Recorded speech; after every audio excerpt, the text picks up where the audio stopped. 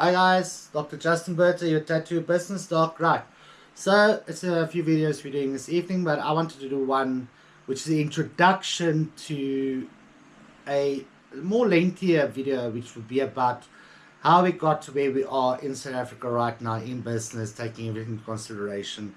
It's something I've been really toying, and we'll go and do that on the weekend at my office because I've got to print out a bunch of stuff to show you. Right, so I love Plato. You know, he was a Athenian philosopher and a student of Socrates, and he pretty much started the first Western civilization university. His philosophy always kind of centered around the theory of forms, where ideal concepts like truth and beauty and goodness was looked at as this imperfect reflection of a higher, unchanging, absolute reality. Now, I mean, he's had theory of forms and ideas, the allegory of the cave, the sword of knowledge, but I like the one where he spoke about a political philosophy. Now, he advocated for an ideal state governed by philosopher kings. All right, now, do you understand something here? Not kings as kings. Intellectual elites who possess knowledge of the form of the good, arguing that democratic, rule-driven systems often fail because they are not led by the wisest. Now, guys, I don't need to tell you about the South African governments. It doesn't matter if it was the apartheid government or our democratic government. Quite frankly, they are pretty much the same. The tables have just been turned. That is the reality, and you can argue with me about it, but the tables have turned. Trust me, if you really look at everything, and I will prove this to you, I will show it to you in a visual presentation. I might even dress up and put a tie on, who knows, do this very professionally and all that. And yes, I do own other shirts except black, but it makes me look thinner on video.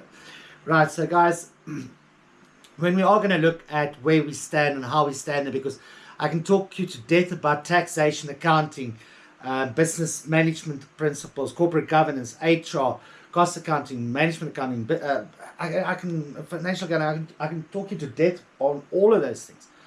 But you need to understand the broad, and I find this is where people fall apart, because they don't see the broader spectrum. And I was really privileged and honored and humbled enough to read these teachings.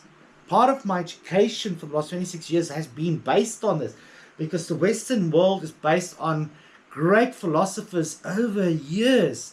Now, Plato really believed in the teachings of Aristotle and Socrates and all these kind of things, and they influenced the world that stands today. If you go and read law, and the philosophies of law, I have a book around here somewhere. I mean, it's a very ancient book. I think that was written in 1928 or something like that line.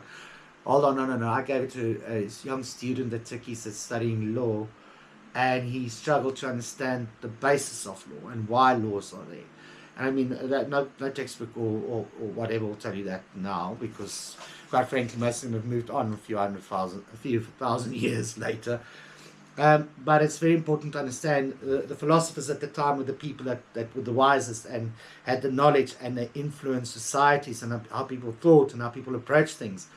And Rome is said to be the birthplace of democracy, but they also had Roman emperors, and they also had senates and all those kind of things. And politicians, man, are not always the wisest of people. They're just the most popular. But they were influenced. A lot of the Roman emperors were influenced by philosophers. So the person needs to understand that. And the one philosophy I really wanted to bring forward was Plato's philosophy about politics, the republic, as it was called back in his time.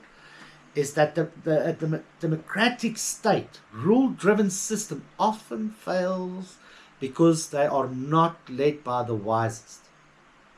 And I think in this very small little introduction to a much larger discussion, I want you to go and read a little bit on Plato and Socrates, and go and see the works of Aristotle to understand their political views, so that you understand when we start talking about politics and how the rules and the laws and everything else influences business, because trust me, it all influences business. It influences tax. It influences everything. I can guarantee you that. You know, no matter, these guys lived 348 BC, before Christ. I mean, they were before him, right? It's important. It is really, really important. But I've read it, so I will tell you about it. But if you've got time, go and read it. And as always, I've got your back and everything will be okay. See you in that much anticipated discussion. And I think it is a groundbreaking discussion because I think it's never really been held. And it came out of my PE studies. And it opened my eyes to a lot, to realize, because I never understood apartheid, even though I grew up in apartheid. I never understood it because it wasn't done on our level. And our maid, grandchildren I played with when we stayed on agricultural holdings, everything else, and my family and everybody else, my family being very Afrikaans, national party on one side, very English on the other side, the best of both worlds. And I could tell you neither of them really advocated apartheid or saw black people as less. So I never grew up in that sense. But I do understand to a greater sense as I've grown older the views and how, when, and where, and a person needs to understand it so that you view things in a different light and don't necessarily see everything as being this race debacle and this race fight and everything else. No, it's not everything race, guys. Everybody just has a philosophy. Everybody has philosophy and everybody's trying to find their way in life. And that's where guys that were actual philosophers come in very handy.